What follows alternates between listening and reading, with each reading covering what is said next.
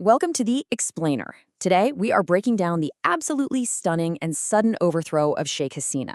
Until just a few days ago, she was the world's longest-serving female leader. We're going to unpack how student protests basically ignited a revolution in a matter of days. And just to see how lightning fast this all happened, take a look at this timeline. What started last month as a pretty specific protest over civil service jobs, well, it just spiraled last week into these nationwide calls for her to resign. By Monday, the government was gone, and now the military stepping in to try and manage the chaos. And this isn't just about politics. The human cost of this rapid change is just staggering. This number, 109, that's the number of people killed in the violence on Monday alone, the very same day the Prime Minister fled the country. It's a really stark reminder of just how volatile things got. So yeah, this marks the end of a truly historic 15-year rule. Sheikh Hasina literally fled by helicopter to neighboring India, leaving this huge power vacuum behind as protesters swarmed her official residence. The scenes on the streets were just this wild mix of celebration and, unfortunately, widespread looting. So the big question is, how did we even get here? How on earth did a student movement manage to topple a regime that seemed to have an iron grip for so long? The story of how this all escalated is really the key to understanding the whole revolution. Well, it seems to have happened in these pretty clear stages. It kicked off with students protesting job quotas that they felt were completely unfair, basically blocking their opportunities. But the government's harsh response? That just poured fuel on the fire.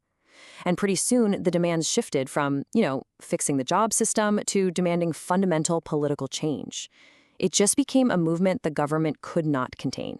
So with the government just gone, the entire country is facing this massive power vacuum.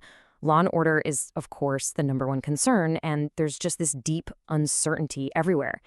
Naturally, that leaves everyone asking one really critical question. Okay, so the army has stepped in to try and restore some order, but they're making it clear they want an interim government formed as quickly as possible. So the search is officially on for a credible figure who can lead the country out of this crisis. One leading name that keeps coming up, proposed by the protest leaders themselves, is the Nobel laureate Muhammad Yunus. And in a recent interview, he just powerfully summed up the feeling that was driving this whole uprising. He described the old government as an oppressive regime where people felt they had zero freedom. And this just presents such a stark contrast in leadership styles, doesn't it? On one side, you have the ultimate political insider who ruled for a decade and a half. And on the other, you have this globally respected economist and a major government critic who's now being asked to step in and lead. Now, to really understand why people were so angry, we have to look at the two very different sides of Sheikh Hasina's long rule. It's a story of two conflicting, and I mean really conflicting, legacies. Her government oversaw some incredible economic progress. We're talking 7% annual growth before COVID, a booming garment industry, and huge gains in health and literacy. But critics say all of that came at a really steep price, an increasingly authoritarian rule where opposition figures, journalists, and intellectuals were just routinely thrown in jail. And that created a system that many young people felt was rigged against them, making that whole economic boom feel completely out of reach.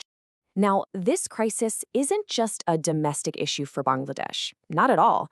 It has massive implications for the power dynamics of the entire region, especially for its gigantic and powerful neighbor, India. Think about it. They share a massive 4,000-kilometer border. It's notoriously porous. So yeah, India is deeply concerned about stability and the potential for all this unrest to spill over. Security has already been tightened up as Delhi watches this whole situation very, very closely. So this puts India on a real diplomatic tightrope. While it has given temporary refuge to Sheikh Hasina, its official position is basically one of extreme caution. Delhi's top priority is to maintain a good relationship with whoever ends up forming the next government in Dhaka. The collapse of the government was just that first dramatic step. The path forward for Bangladesh is filled with enormous, immediate challenges for whatever new leadership emerges from this. The to-do list is daunting, to say the least. First up, just restoring basic law and order. Beyond that, a stable new government has to be formed. Those deep political divides need to be addressed. Political prisoners have to be released. And oh yeah, the entire country has to get ready for new elections. And that leaves us with the final critical question that's going to define the future for 170 million people. After a revolution that, let's be honest, almost nobody saw coming, is the path forward one of stability?